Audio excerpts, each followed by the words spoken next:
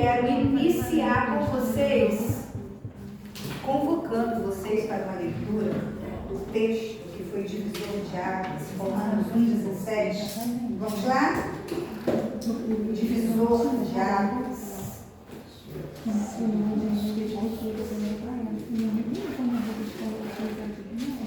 Amém? Romanos 1,17. Romanos 1,17.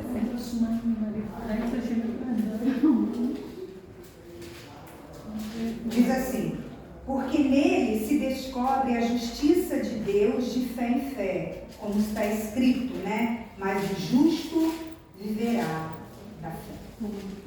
E duas coisas eu gostaria de estar comentando com vocês para podermos estar iniciando nossa aula.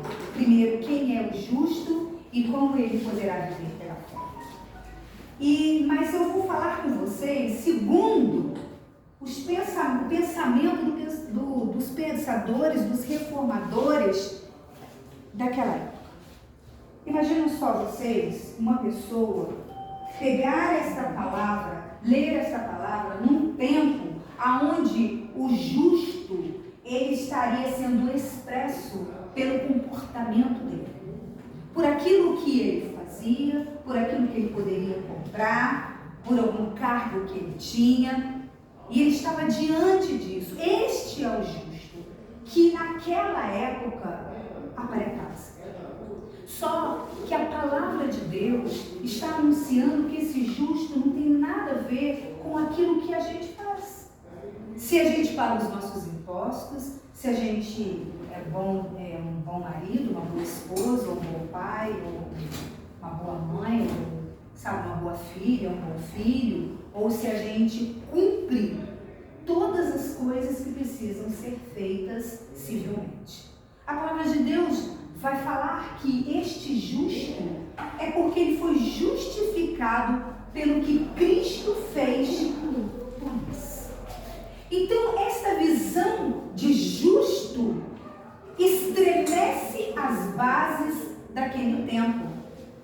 Estremece as bases daquele tempo e confrontam as ideias daquele tempo. Então, esse justo que ele vai viver pela fé, esse justo que vai viver pela fé, ele compreende que esta justificação vem por tudo que Cristo fez, não porque as coisas que eu posso realizar, ou o que eu sou, mas pelo que Cristo fez. Que lindo, né? É igual a graça, independente de você ser bom, ser ruim, a graça de Deus está sobre a sua vida. Então, é isso. Sem você merecer. O justo, ele é nesse sentido que a palavra de Deus está pensando. Nós somos justificados porque um dia Jesus Cristo veio à Terra, encarnou, nasceu aqui nessa terra, cumpriu o que tinha que ser cumprido, ele morre a nossa morte, ele ressuscita para ser o primeiro de pessoas. Gente, isso é lindo demais, né? Então, imagina só, é por isso que nós somos justificados. E o justo, aqueles que foram comprados por Deus através do sangue de Jesus Cristo, agora eles vivem por esta fé. Por esta fé, por esta esperança que eles agora começam a caminhar com Deus. A esperança deste Cristo que transforma vidas, que dá uma nova oportunidade, que agora ele me aceita, entendeu? Como eu sou e me propõe uma nova caminhada, uma nova mudança, um novo estilo de vida. E agora eu vivo pela fé em Jesus Cristo. Então, essas duas coisas que eu queria deixar com vocês. Iniciar esta noite falando que este texto foi o texto divisor de águas naquele tempo. Foi quando Lutero, lendo essa passagem, descobre que não é subindo tantos degraus de escada, não é acendendo tantas velas para poder aliviar a dores dos mortos que estão lá no purgatório, ou até mesmo pelas coisas que a gente pode comprar, terra no céu e outras coisas mais que está vendo. Agora ele compreende que é através de Jesus Cristo, essa graça de Deus revelada aos homens. Então, eu queria iniciar com vocês com este texto que dividiu o mundo daquela época, a cristandade ocidental. Toda cristandade ocidental passa agora a ter um novo mundo. E antes da gente entrarmos nos nossos slides, eu quero guardem bem, porque eu recebi uma iluminação do Espírito Santo de Deus para vocês. Olha! Uma iluminação. Eu vou fazer aqui uma revisão do que eu quero que vocês fiquem gravados. Mas por é de exemplo, Deus, gente, é muito de Deus. Linda! Imaginem só vocês. O que eu quero que vocês saiam daqui? Saiam aqui desta aula e no final desse curso, quando se lembrar da bibliologia, eu quero que vocês gravem. É a crítica textual, que vai fomentar traduções, que vai fomentar muitas coisas. Ok? Então grave bem isso. Então eu li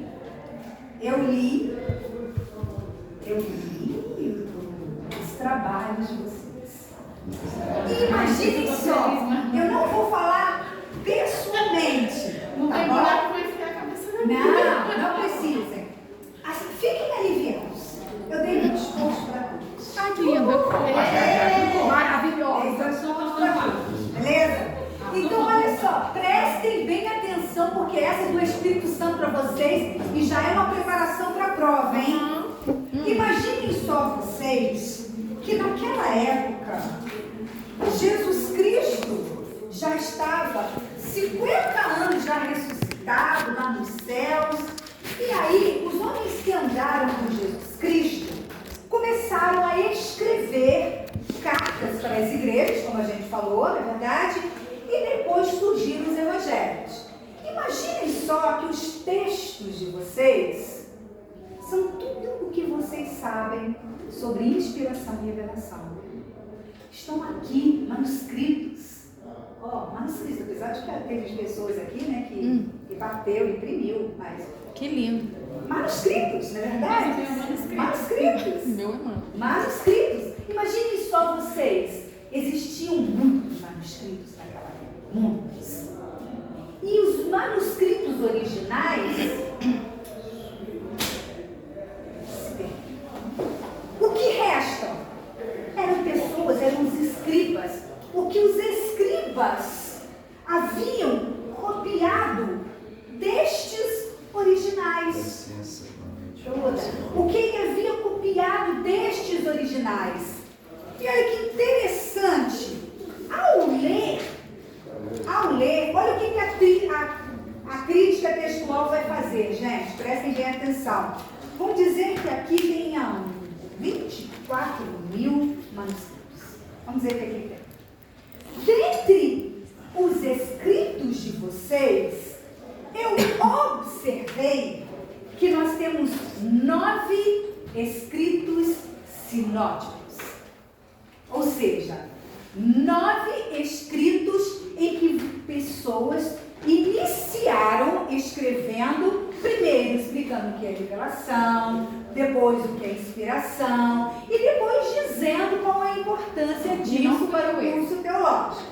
Correto? Não fui eu. Cada um de vocês, desses 9, e apresentaram grandes semelhanças, não cópias, assim. Vocês escreveram, com base no que eu falei, vocês escreveram. E eu vou chamar esses manuscritos de manuscritos sinóticos. Com as palavras de vocês, com o formato de vocês, mas todos começaram assim. Primeiro explicando o que é revelação, o que é inspiração, para depois falar. O interessante que eu encontrei aqui um João. Eu encontrei aqui um evangelho diferente. Um evangelho que não começa escrevendo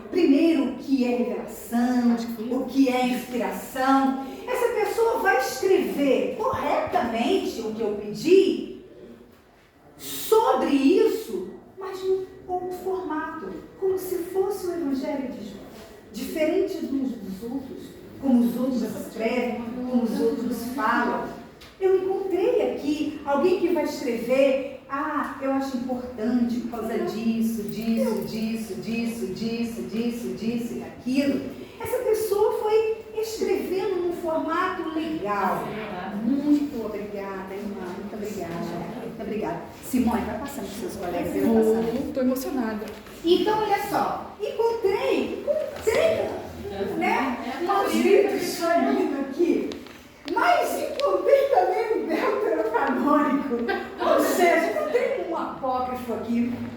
A pessoa, ela inicia escrevendo perfeitamente, olha, ela explica o que é revelação, ela explica o que é inspiração, mas no final, sucintamente, somente um olhar atento poderia verificar que ela fez uma confusão com iluminação e inspiração.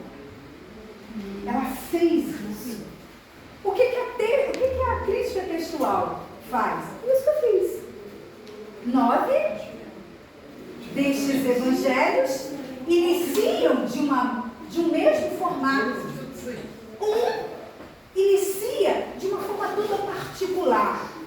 E o outro, que é preciso um olhar atento, porque ele comete um pequeno erro, um pequeno deslize no seu desfecho. E eu escrevi para essa pessoa no final, porque eu não vou estar aqui revelando. No final, essa pessoa vai escrever, ela vai dizer, ela vai saber que eu escrevi, olha lá, estuda um pouquinho mais a diferença entre iluminação e inspiração, para não cometer esse erro na prova.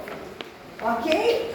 Então, veja bem, a crítica textual junta estes textos e separa. É como se ele estivesse falando assim, olha, eu vou separar, imagina só, aqui estão eles, eu vou separar um desse escrito aqui, porque esse escrito aqui, ele é apócrifo. Ele é apócrifo.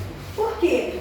Porque no final, ele faz uma pequena confusão na sua vida. Isso é que faz a crítica pessoal. Ela separa. E aí, ela fala assim, aí vem os críticos que se utilizam do método exceptus e falam assim, olha, peraí, eu só vou ficar com uma parte destes manuscritos. Por quê? Porque estes manuscritos, eles estão mais perto dos originais. Eles são escritos bizantinos. O que é escritos bizantinos? Eles são escritos relacionados com aquelas cópias lá mais ligadas à igreja primitiva. Aí vem a crítica, aquele grupo de acadêmicos que falam assim, olha, para que seja construído boas traduções, eu vou utilizar todos os escritos. Todos os escritos. Todos os escritos. Porque todos eles, mesmo tendo bastante sinóticos, eu quero todos eles para a gente poder fazer análise para as traduções. Aí vem o texto crítico. O texto crítico não, peraí. 1, 3, 4, 5. Não. Desses aqui, estes 5 aqui, a gente vai encontrar evidências internas e externas. Evidências, espera aí, existiram aqui escritos de discípulos, dos discípulos de Jesus, ou dos próprios discípulos de Jesus. Então, eu vou ficar só com estes, o texto crítico, para que eu possa basear algumas traduções. E agora? Ficou legal? Ficou legal essa forma? Não é? Não ficou bom? Então, aí não sei, se vocês quiserem eu falo. Quem sabe se não fala. Pode falar? Pode. Então, eu queria dizer que o Efraim é o nosso Joãozinho. É o nosso João. Vai. Não é Efraim?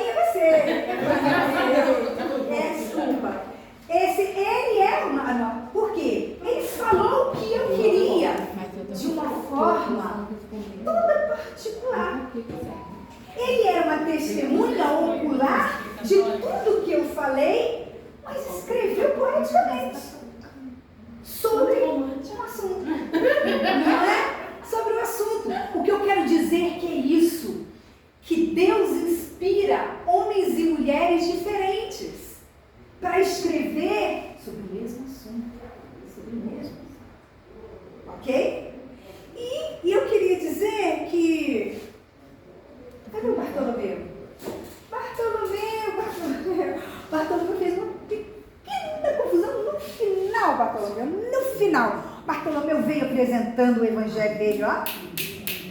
Lindo e maravilhoso. Mas no final, você fez uma pequena confusão entre iluminação e inspiração. Eu quero que você estude, porque é assunto de prof. Tá bom? Veja a diferença. Mas, ó, 2 pontos, hein? Eu vi a sua evolução e tudo. E todos os outros que nós temos aqui são aqueles escritos de pessoas que iniciam a sua escrita de, vamos dizer assim, de um modelo igual. Não que existiam cópias, assim, cada um copiou, não. Modelos iguais, ou seja, o restante inicia primeiro fazendo a diferenciação, depois o que ele pensa, aí depois vai fechar com as coisas. E também são trabalhos excelentes. São trabalhos excelentes, mas são formas de escrever diferentes. Porque são pessoas diferentes. E Deus usa a cada um de nós de formas diferentes. E a gente precisa expor isso. Ok? Expor isso. Então vamos lá, porque é uma forma...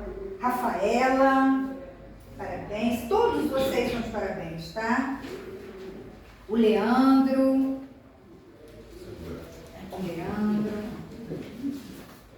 A Daniele. Não, Verdade, Senhor. entenderam o que eu disse? Eu não falei que vocês colaram do outro. Estou falando que para poder entender o que é sinótico, o que é um evangelho que não inicia da mesma forma, é isso que eu quero dizer para vocês. Tiago,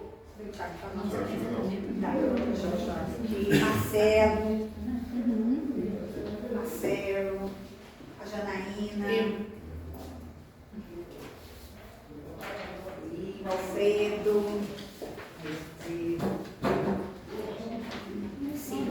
Ele é manuscrito, não. Ok? Deu para eu poder, através dessa brincadeira, deu para pegar o que é a crítica textual? Deu? Aí, ficou claro. E agora vocês vão estar caminhando. A gente iniciou a nossa aula hoje com o texto de Romanos 1,17, ok? Porque ele vai ser, como eu falei, um divisor de águas dentro do cristianismo ocidental. E vamos lá agora, porque eu acho que vocês querem aula. Não é isso? Deixa eu pegar os escritos aqui. Nossa, ainda bem, acho que você não viu o erro de português não, porque depois eu lembrei, eu coloquei uma palavra errada no começo, depois no final eu coloquei certo, eu esqueci de corrigir, depois até vou ver, não lembro qual que é. Então vamos lá. Então olha só, os nossos objetivos dessa noite é a Bíblia como instrumento de reforma no século XVI. Vamos passar por Lutero, Zwinglio, os anabatistas, João Calvino. Por quê? Porque eles trazem para a gente algumas mudanças significativas para o protestantismo, correto? E eu queria iniciar aqui, como a Bíblia, né, a hermenêutica bíblica, ela vai favorecer essa expansão do mundo moderno. O que a reforma protestante traz neste momento? É como se fosse assim. A história, as épocas, as idades, elas têm um início, ela tem o seu auge e ela tem um declínio para poder iniciar uma outra idade. nós temos aqui a Idade Média. A Idade Média. Ela inicia forte. A Idade Média. O que é esse desenrolar do protestantismo? É o desenrolar deste final da Idade Média. Olha a Idade Moderna que começa, ó. A Idade Moderna vai, ó. Ele começa no final, no declínio da Idade Média. E aí elas, perdão.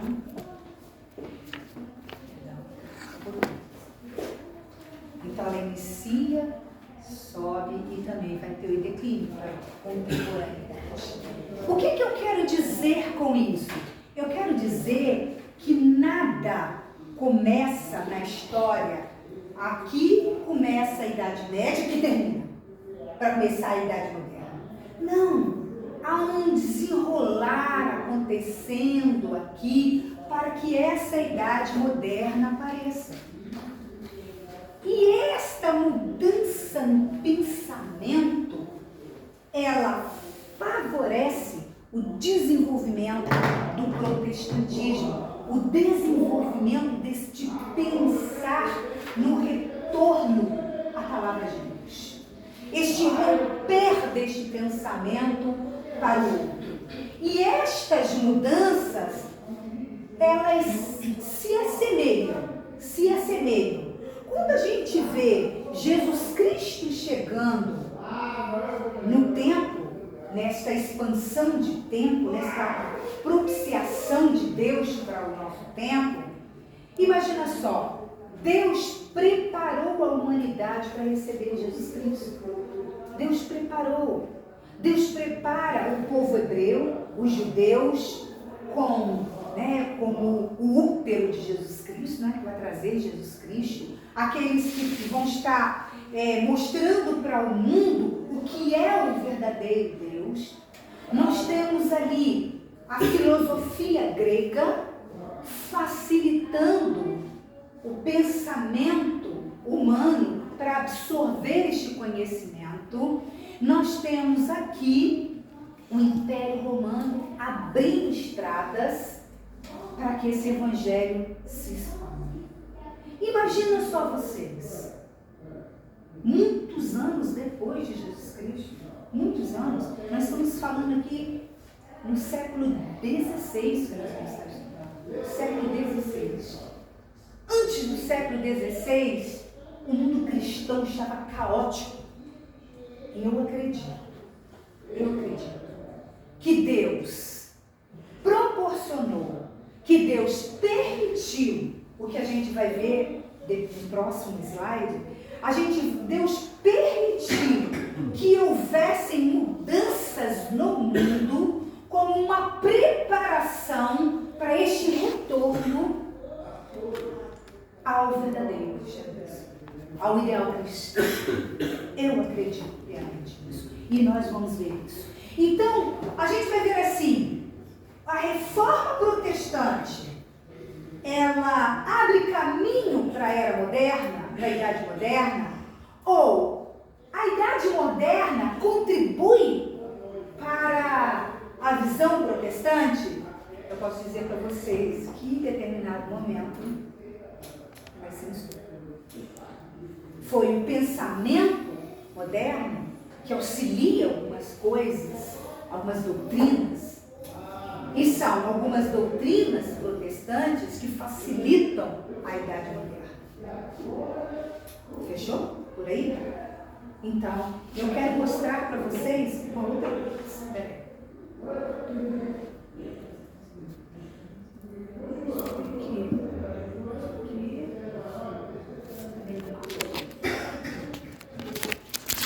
Eu quero mostrar esse mapa aqui, que vai aparecer depois no slide.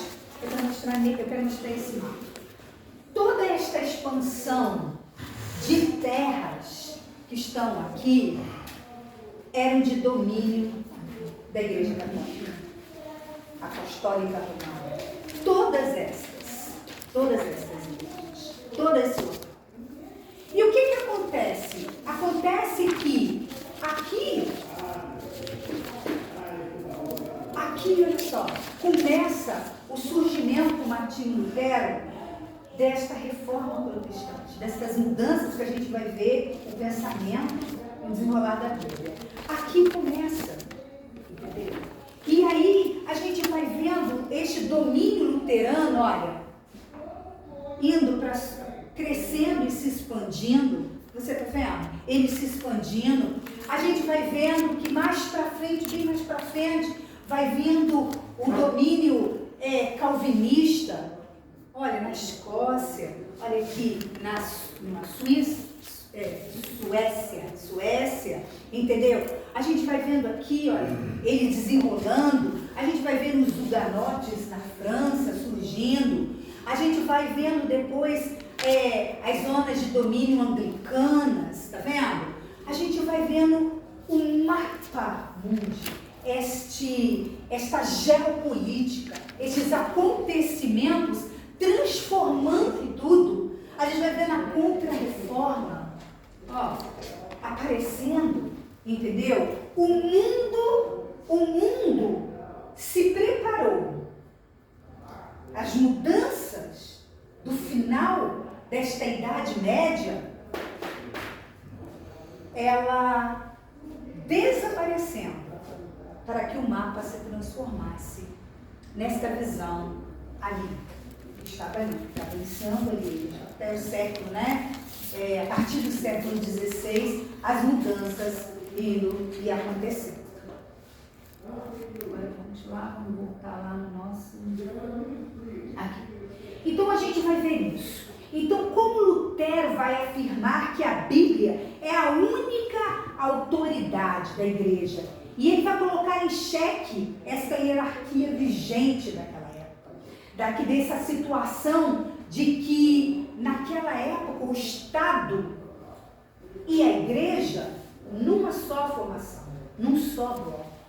Nesta época aqui, aonde o mundo se forjava no feudalismo, aonde a maior riqueza era o solo, para a construção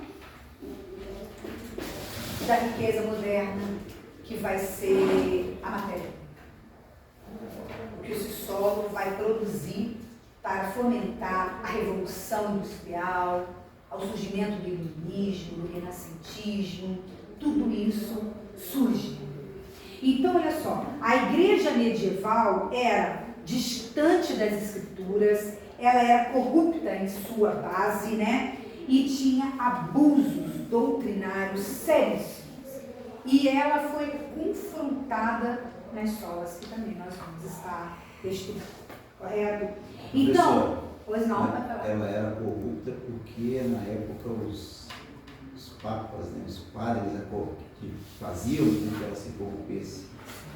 Sim, era por causa da porque ela era comprada. Imagina só você. Ela tinha uma extensão gigante de terras. Como ela era favorecida nessas terras? Ela era favorecida nessa terra porque ela tinha aliança com os reis. E, de certa forma, a igreja se vendeu ao ponto de, por exemplo, assim, ela levantar reis e destronar reis de acordo com a intenção dela. Entendeu? Ela era corrupta em suas bases, por quê? Porque ela agora passa a deter o poder de Deus na terra. Então, ela era a representação de Deus na terra. E o que falava era obedecido. Isso aí. Entendeu? As bases dela estavam completamente. A gente vai ver ali, né, vendas de indulgências, que a gente não estuda, na verdade. A idolatria, né, a adoração aos santos, a Maria, né, a ideia de purgatório, tudo isso. Comprar um pedacinho do céu, na verdade. As relíquias, né, a venda de um pedaço da cruz de Cristo. Todas essas vendas, toda essa situação. Nós tínhamos nesta época os senhores de terra e todas as pessoas ao seu redor, muito ricos, e uma grande extensão de pessoas miseráveis, que não tinham acesso à educação. Então eles ouviam, E como é que eles iam rebater? Primeiro porque eles dependiam dessas coisas. Eu quero dizer que este mundo que estava em colapso encontra na reforma protestante apoio completo. Eles mataram muito, né? A Igreja Católica. Através da Inquisição, né? Quem ia contra ela ia para a fogueira. Mas a Igreja Protestante também matou. Matou muito.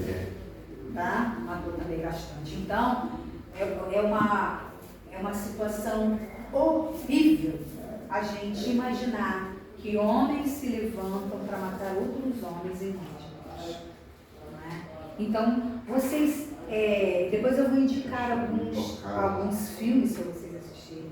Tem As Cruzadas, tem a história de John Hus.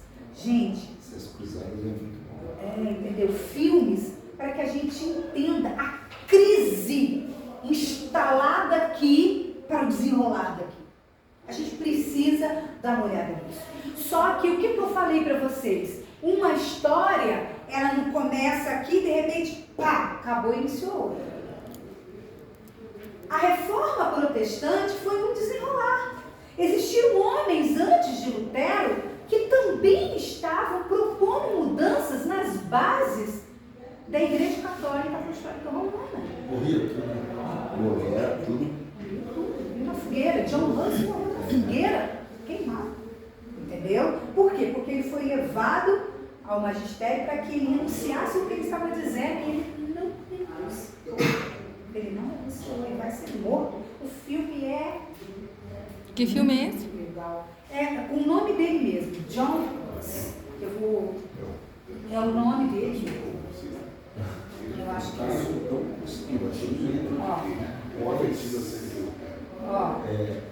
esse, se você colocar aqui o filme, vocês vão ver a história dele. Muito legal, entendeu? Para a gente poder compreender esta crise que estava se iniciando para acontecer a reforma protestante.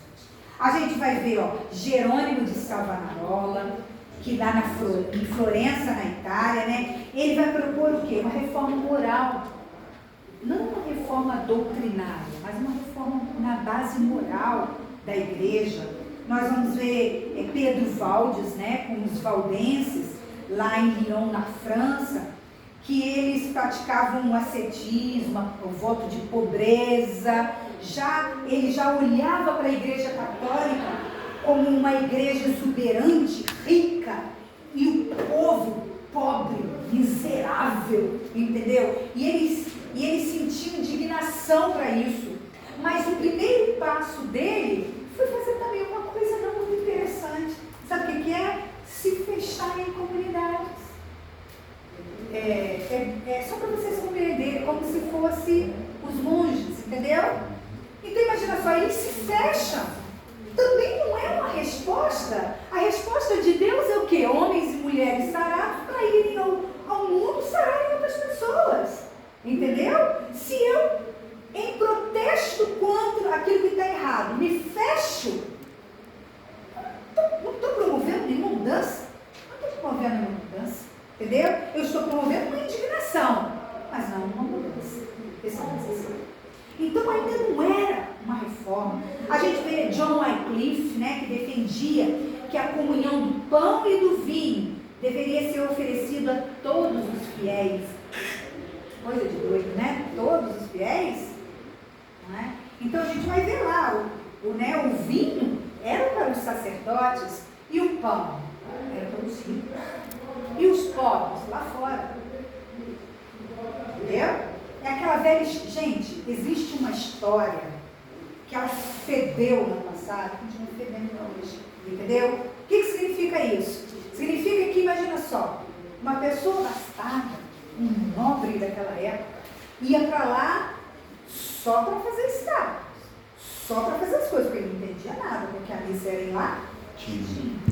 Então, não entendia nada. O povo também não entendia nada. Mas como era possível permitir que um pé no chão, suado, com roupas rasgadas, sentasse do outro lado? entendendo? A situação era crítica, era gritante. Por isso que eu acredito que Deus permitiu mudanças acontecerem no mundo, para que a gente retornar à palavra de Deus. Tudo isso está acontecendo dentro da casa, que era intitulada Casa de Deus, habitação de Jesus. Tudo isso está acontecendo. A gente vai ver que a intenção de Lutero, na sua primeira situação, não era fazer uma divisão na igreja. O que Lutero queria, a priori, era uma reflexão da igreja, uma mudança naquilo tudo que está acontecendo, porque ele recebe uma iluminação. Lendo Romanos 17, ele recebe uma iluminação. Entendeu? Inspiração são os profetas, são os autores da Bíblia que tiveram. Nós temos iluminação. Ele teve uma iluminação, e a partir daquela iluminação ele mudou a sua vida. Ele não podia mais aceitar aquelas coisas. Ele queria que a igreja refletisse sobre isso e não mudasse. Só que ela estava enraizada profundo. Entendeu? Profundo. E o embate foi gigante naquela época. O embate foi gigante. Aí, olha só, a gente vai ver os luteranos, Lutero e Melanchthon, representantes do luteranismo. A gente vai ver os reformadores, a gente vai ver Zwingli e João Calvino. A gente vai ver o movimento anabatista e a gente vai ver os anglicanos. E a partir do século XVII vão surgir presbiterianos, batistas, metodistas e congregações. Vão surgir depois de toda a esplanada. Então, a gente vai ver uma mudança. Há uma divisão aqui, daí primeira divisão, a igreja ocidental da igreja oriental. A igreja oriental completamente ortodoxa. E a igreja oriental, a igreja cristã oriental, ortodoxa, ela já estava passando por uma crise. Por quê? Porque o islamismo estava crescendo. E a gente precisa entender que muçulmano chama a etnia. Nós somos brasileiros. E o povo é muçulmano. E nem todo muçulmano é islâmico. Assim como nem todo brasileiro é protestante. E o islamismo estava avançando. E aí a primeira ruptura acontece. Para que eles não perdessem os seus membros, ela rompe com o Ocidente. Ela retira todos os santos de dentro da igreja. Todos os santos. Por quê? Porque o islamismo chegou avançando e assolando por toda aquela área oriental, dizendo: esta não é a representante de Deus. Porque é igual. E aí eles retiram. E aí elas rompem com vocês. Vocês vão ver isso na história do cristianismo, tá, gente? Ela rompe. Depois, o que acontece? A igreja ocidental sofre um racha novamente. Um racha por quê? Por causa dessas bases que estavam completamente corrompidas. E aí, nós vamos falar um pouco sobre este mundo dinâmico, em expansão no século XVI. Aquilo que eu disse para vocês, a respeito de que, novamente, Deus prepara tudo para que a expansão deste ideal de retorno às Escrituras. As primeiras mudanças que vão acontecer nesse mundo são as mudanças geográficas. Essas mudanças geográficas estão ligadas às grandes navegações marítimas. A gente vai ver dois blocos. A gente vai ver o bloco de Portugal, de Espanha e da França, países católicos. E nós vamos ver a Inglaterra e a Holanda, países protestantes. entrando nas grandes navegações marítimas, isso já no avanço do protestantismo, tá bom? Bem depois do século XVI, certo? Então imagina só, essa expansão marítima favorecendo novamente o quê? O que os romanos fez, a estrada. Antes eram estradas, agora os mares. Tanto que a gente vai ver 2 tipos de colonização. A colonização que vai acontecer no nosso país, em especial na América do Sul, é uma colonização de exploração. Estes espanhóis, estes portugueses, eles chegam nestes países para tirar o quê? As suas riquezas e levarem para lá. Então, eles enviam seus representantes, né, os jesuítas, os franciscanos, eles enviam missionários para esta região, não como uma forma de trazer somente o seu evangelho, mas de aniquilar. E a gente precisa depois, mais para frente também, ver esta situação, né? Essa imposição de uma cultura sobre ela. E o que acontece? E a gente vai vendo que os protestantes, eles trazem uma nova forma de colonização, uma colonização de povoamento. Então você vai ver que a colonização que acontece na América do Norte é diferente da América do Sul. Por isso somos tão pobres.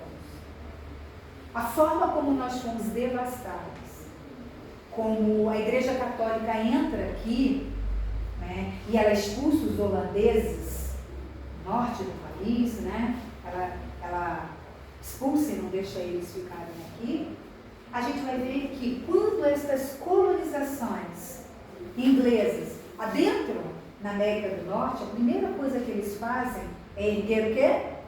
Uma igreja. E a igreja ficava onde? No centro da cidade, do povoamento. No centro do povoamento. Então eles trouxeram o quê? Cultura e a religião deles para povoarem aquelas pessoas, povoarem aquelas terras. Isso é uma diferença em que essas mudanças geográficas vão acontecer no nosso mundo. As formas como a Bíblia, né, foi levada, a forma como a Bíblia chega no nosso país, como uma forma de aniquilar uma cultura pela outra. Né? E aí a gente vai vendo essas mudanças políticas. Essas mudanças políticas é o que eu falei. A riqueza na Idade Média era uma riqueza do solo, era o feudalismo. Eram vastas extensões de terra sob domínio de um nobre, indicado pelo rei, entendeu? E ele ficava ali e tinha os seus trabalhadores, que trabalhavam em prol daqueles feudos. Agora, dentro desta mudança em que o protestantismo vai se arraigando, a matéria-prima muda.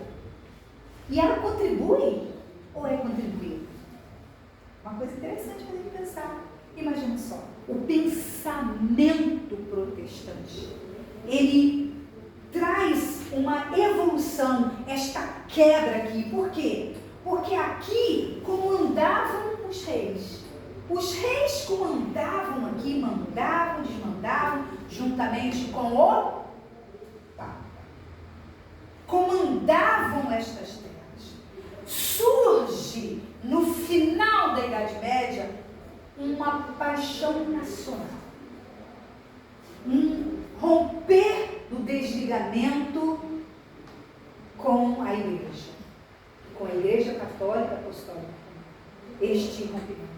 E vem no protestantismo, nas ideias protestantes, nesta hermenêutica deste novo homem, desta nova mulher,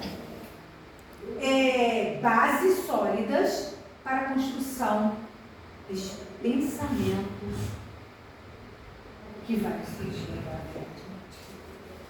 Então, se aqui das terras estava sobre eles, se aqui a gente vai ver que, por exemplo, assim, a salvação vem pela igreja, né?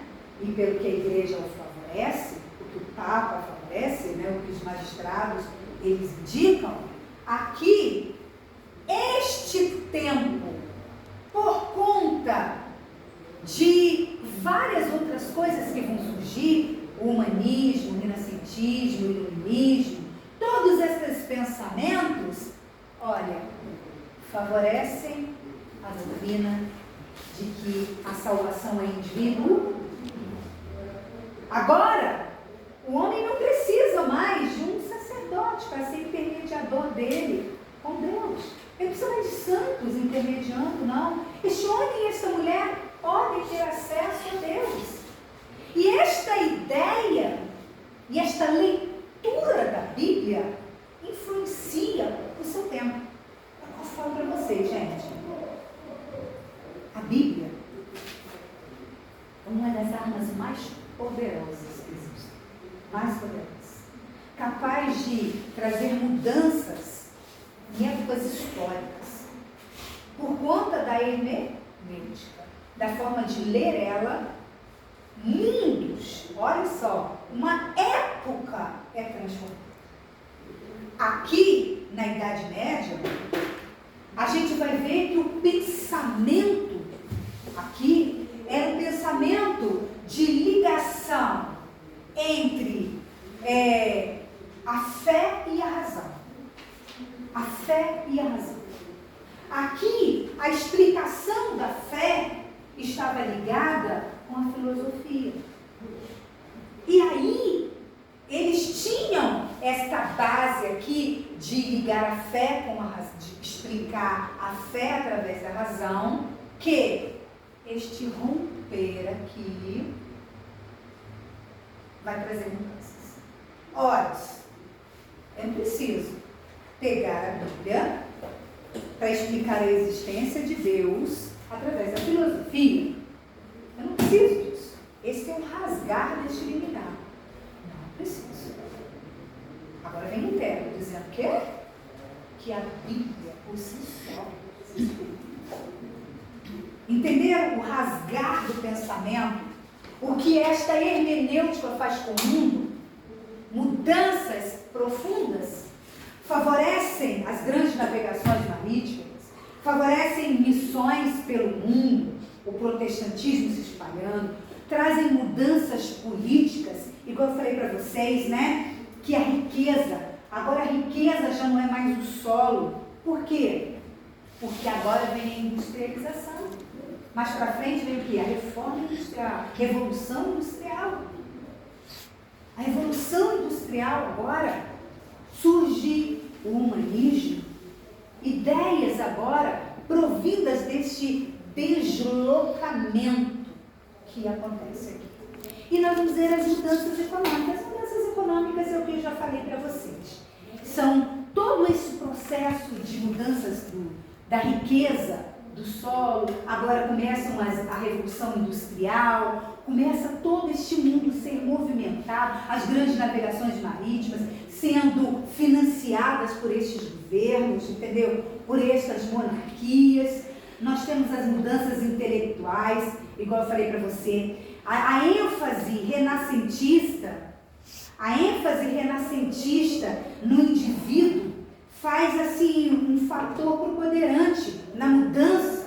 Por quê? Porque se antes a salvação era uma questão pessoal, se agora a salvação era uma questão pessoal, sem a interferência de um sacerdote, isso também modifica a forma do homem falar com Deus. Então nós vamos ver aqui um deslocar do mundo, um deslocar, um avanço. Eu não sei, vocês estão compreendendo? Estão indo nessa aplicação, né? Para nós chegarmos agora numa coisa importante, que são as mudanças religiosas. As mudanças religiosas, nós passamos aqui do pensamento escolástico, que eu falei para vocês, aqui que dominava, a explicação da fé através da razão, né? Nós vamos ver aqui exponentes como Aristóteles, né? A gente vai ver São Tomás de Aquino, aqui, né? O tomismo, a explicação da existência de Deus. Nós vamos explicar, né, a existência de Deus através do quê? Da filosofia. Antigamente, gente, nesse período, a teologia andava com a filosofia. Andava com a filosofia. Mas vai no romper, no limiar destas épocas, em que a teologia vai se firmar como uma disciplina e a filosofia como outra disciplina. A gente vai ver este romper todo. E a gente vai vendo que, com o declínio do Império Português e Espanhol, a gente vai ver também do declínio também desta dominação católica. A gente vai vendo o desflorar destas mudanças aqui. Porque agora o rei vai olhar para estas terras e vai dizer assim, né, na Alemanha: essas terras aqui são minhas. Mas grande parte delas estão nas mãos de quem? E eu tenho que dar o dízimo para cá. Eu tenho que trazer impostos para cá. Se eu me desligo da Igreja Católica, eu favoreço o nacionalismo, as nações-estados. Entenderam? O que o protestantismo traz? Praticamente ele tirou um pouco do domínio da Igreja Católica. Sim. Revolucionou, né? Revolucionou tudo isso. Porque na verdade na Idade Média era a católica que mandava. Sim. Mandava e desmandava. Não. Praticamente nesse mundo todinho que você vê aqui. Ao romper do século XVI, que nós vamos ver surgindo primeiro aqui, né, com Lutero, o Castelo de Wittenberg aqui, ele afixando as 95 teses, dizendo à Igreja Católica: reflitam, mudem, entendeu? Mas eles não deram. Surge aqui, expande por toda essa parte. Nós vamos ver aqui Calvino, nós vamos ver Zwinglio, nós vamos ver o Huguenots na França, nós vamos ver o desabrochar, o anglicanismo aqui. Agora a gente vai ver também que muitos deles também se aproveitaram da reforma protestante para fazer aquilo que eles queriam. Nós vamos ver aqui Eduardo VIII aqui. O que acontece? Ele era casado com Ana Catarina de Aragão. Ele era casado com ela e ela não deu a ele um filho homem para subir ao reinado. O que ele faz? E a Igreja Católica era contra o divórcio. E aí o que ele faz? Para poder se divorciar dela, ele rompe com a igreja e se une ao protestantismo, né? E mais aqui de uma forma anglicana. Então a gente vai vendo também que estas mudanças acontecendo nesse mundo não foi porque muitas pessoas ficaram completamente convertidas a essa nova hermenêutica que está acontecendo. Jogo de interesse. Até hoje, né? A gente está vendo a história repetindo de novo. Não é verdade? Ou seja, eu me aproveito, não é verdade, que eu sou evangélica para poder possuir votos evangélicos. Eu não estou falando de nenhum específico, entendeu? E aí eu faço isso para alcançar os evangélicos, alcançarem votos. Por quê? Porque é melhor, não é verdade? Me facilita. Cantores, né, hoje, eles entram para um mundo que vende, que tem público. Cantores, às vezes, que estão perdendo a fama, entram na igreja evangélica e a gente se esquece daquele período em que vai falar sobre um neófito na fé, né? Que nesse momento é melhor ficar sentado, aprendendo as coisas. Mas essa pessoa tem fama. Ele já chega e sobe. Já chega assolando os púlpitos, na verdade. e fazendo coisas que a gente nem acredita, né? Como a Gretchen, aquela do Pepeu Gomes lá, né? Esqueci o nome dela, entendeu? A gente vai vendo outros mais, querendo buscar o quê? Uma fama perdida lá no mundo para ganhar a fama aqui. Mas quem está à frente da igreja que é o culpado disso, nem eles. Em si, Atenção, né? porque eles estão permitindo, eles que aceitam. É isso aí. Que é famoso juntar fome com vontade de comer. Juntou a fome com a vontade de comer. Você falou tudo. A fome com a vontade de comer. Então a gente vai vendo que algumas situações, e veja bem, isso também não é uma permissão de Deus? É também. Por quê? Por conta de um individualismo do rei, o protestantismo entra aqui para os povos. Então, também é uma Esse permissão. às vezes não foi liberto, mas o restante Não é? Então, a gente vai vendo o processo histórico acontecendo e tudo isso sendo tomado e surgindo nesse desaprostalismo, resolução 8 E aí a gente vai ver. Aqui, então se a gente parasse agora, para eu poder entrar na outro pensamento, o que vocês acham? Em vez de a gente parar 8h15, a gente para agora, a gente volta 8h25. Pode ser? 8h25? Então, tá. Porque aí eu não vou quebrar o meu pensamento. Porque até aqui foi um pensamento. Agora a gente vai